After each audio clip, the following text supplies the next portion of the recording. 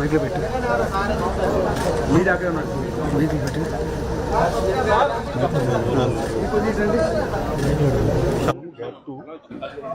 Reverse పెట్టారు sir. యాక్చువల్గా ఇది గ్యాప్ ఉంది కదా సార్. ఈ హిల్లక్ నుంచి ఈ హిల్లక్ అది సార్ యాక్చువల్గా.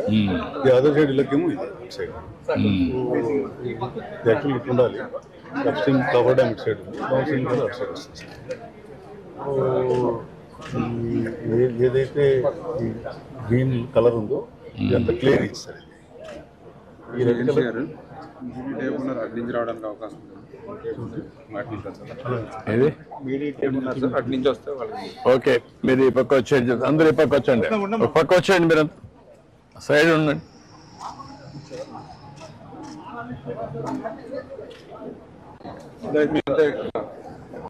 మీరంతా వచ్చేసేది ఎట్లా,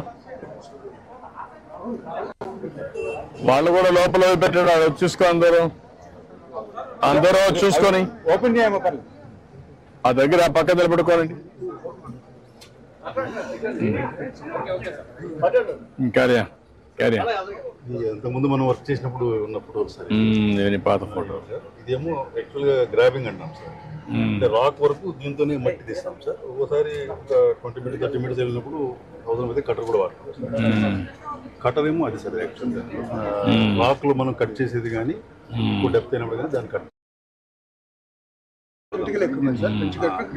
ఇది మనము ఎందుకంటే ఆల్మోస్ట్ 40 మీటర్స్ సబ్స్టెన్షియల్ లెంగ్త్ ఉంది సార్.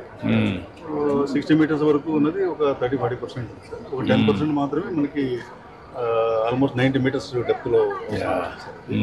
సో ఇవి ఇట్లాంటివి 3 missions they are procuring sir. ఇప్పుడు ఈ అసెంబ్లీ ఏంటంటే 1.5 మీటర్స్ విడ్త్ సరిపోయేలాగా ఉండాలి సార్. ఆ విడ్త్ అది ఇప్పుడు ఆ అసెంబ్లీ ఇప్పుడు ఇంపోర్ట్ చేశారు సార్. అది వచ్చింది ఎక్విప్మెంట్. ఈ కటర్ ఎక్విప్మెంట్ అంతా దాన్ని ఫిట్ చేసుకున్నారు సార్.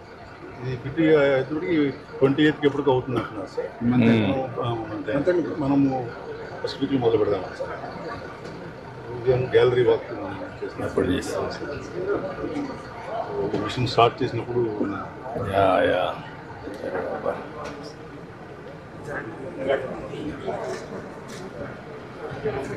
ఇప్పుడు యాక్చువల్గా left stream side copper dam, down stream side copper dam sir. ఇది ఒరిజినల్గా ఉన్న డయాఫ్రామ్ వాల్ సార్. కవర్ అయిన తర్వాత మనకి ఇట్లా 2 ప్లేసెస్లో డ్యామేజ్ చేస్తారు. సో ఈ పోర్షన్స్ అన్నింటిలో కూడా రింగ్ ఉన్న ప్లేసెస్లో బాగా డీప్గా కవర్ అయింది సార్. వీటిని ఈ విధంగా శాండ్తో ఫిల్ చేయడం అదంతా కూడా శాండ్ ఫిల్లింగ్ ప్రాసెస్. తర్వాత ఇట్లా మనము వీటిని మన కన్సాలిడేట్ చేసాం సార్. ఇదంతా కూడా వైబ్రో కాంపాక్షన్ తోటి కన్సాలిడేట్ చేసాం. సో ఇప్పుడు డయాఫామ్ వాలే కాకుండా వైబ్రో కాంపాక్షన్ కానీ శాండ్ ఫిల్లింగ్ కానీ what is the additional cost? దగ్గర 300 crores.